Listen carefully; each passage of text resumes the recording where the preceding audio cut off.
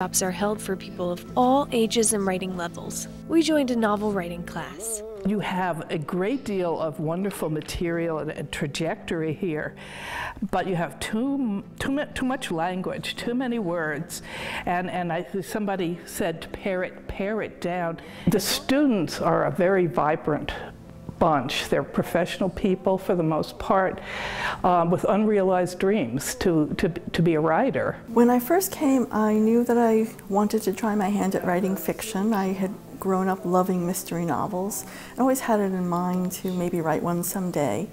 And I happened to see an ad in the local newspaper, and I hate to think what would have happened if I hadn't, because it's just been an enormously enriching experience. Many of them come in with a lot of talent, and what they need to learn are the skills of writing, the craft of writing, you know, what to call this, what to call that, how to enhance this, how to enhance that. Joanne is an excellent teacher. So much talent out there to be fostered.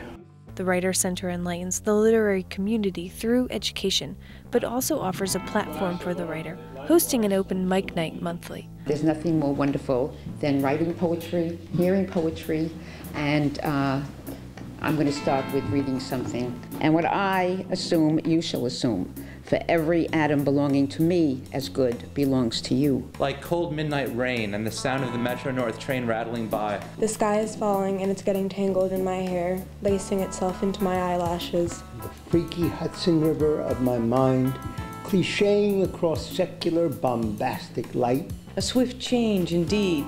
Pictures in my mind, they manifest, they build collages of the jelly dream. This strange phenomenon that science can't put its finger on. And the strangest thing, the very strangest thing I have about this strange feeling, is that I remember in that dream I had 21 days ago, or a month, or 2 months, or a week, I remember getting deja vu about having this feeling. I let you slip through my fingers like precious water in the desert.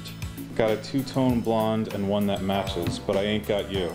Do our lives meld or melt into each other like butter in a pan? Feisty, frenetic, prophetic.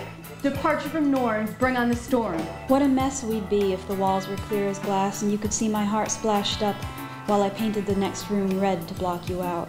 On an icky day, one when you wish you need not get up, love your pillow like your firstborn. Daniel leased a Hummer to fit in with the yacht club crowd. Pedro saved his money to make his papa proud. Because funny enough, Jay-Z don't take the HOV lane. He's too busy living between the J and the Z train. Which is the bliss of solitude. And then my heart with pleasure fills and dances with the daffodils.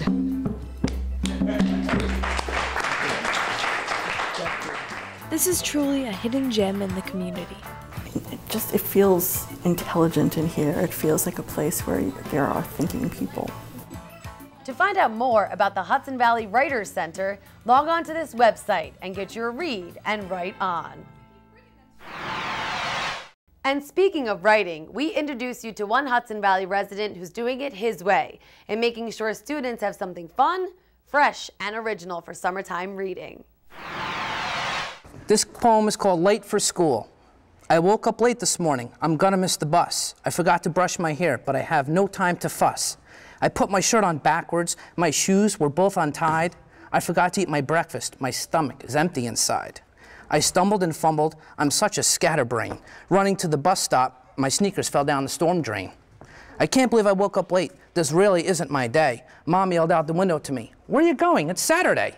In his youth, Joe Frey didn't quite understand poetry, but it was within these walls at Glenham Elementary School in Beacon that he first put his pen to paper and found a love for writing. I just started in school. I was forced on a project in 6th grade to write a poem, and I had no interest in writing. I was looking out the window, looking around, everyone else was writing, and I just wrote what came to my mind, and just it came out, it just flowed on the paper. Now, like many of us, Joe grew up and got distracted by life, got married, had a couple of children, and grew in his job at the Cablevision system in Wappingers. Yes, Joe has worked for Cablevision for 11 years, but it was during a leave that he reacquainted himself with his love for poetry. I broke my leg in 2007 and I couldn't do anything. I was bedridden, my leg up. So I just started writing poetry, and my daughter wanted to take some stuff to school to read for show and tell, for book time. So I wrote some poems, stapled them together, gave them to her, let her take them to school.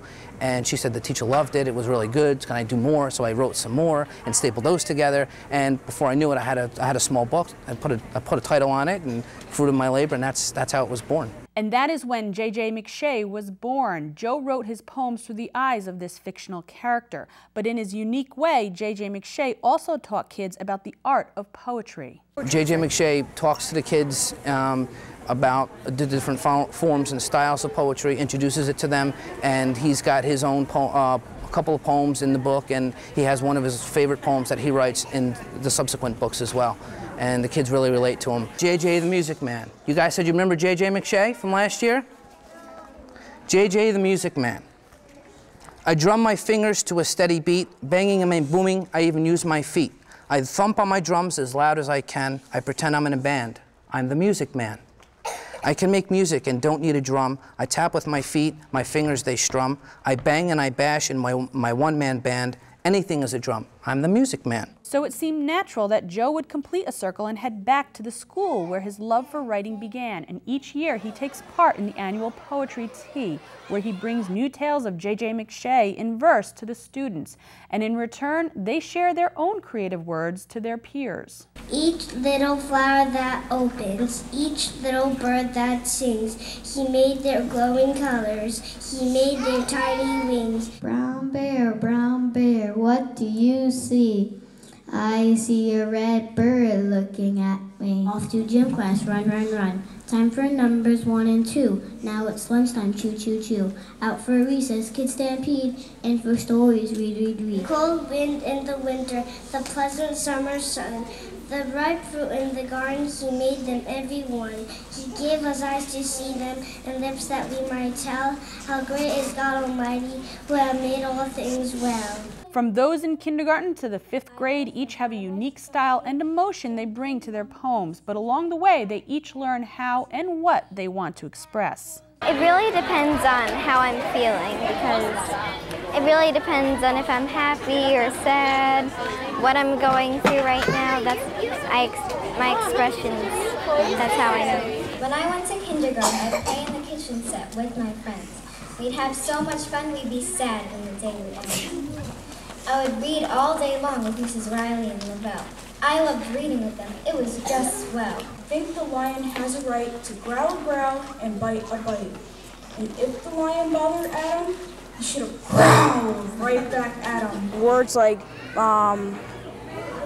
bloody hands, bloody feet describe how my hands felt. True, the lion is better fit for biting than for being bit. But if you look him in the eye, you'll find the lion's rather shy. He really wants someone to pet him. The trouble is his teeth won't let him. He has a heart of gold beneath, but the lion just can't trust his teeth. This is what I do it for. I live for this. This is what I do. And the fact that I went to this school, too. You know, I had lunch in this cafeteria. There's still one teacher that was here when my brother and I went to school here 20 some odd years ago, and she remembered me, and that's a good feeling. JJ's sister wanted her sled to go really fast, so he coated the bottom with candle wax. She had gone so fast down that steep, steep hill that she slid into the stream against her will.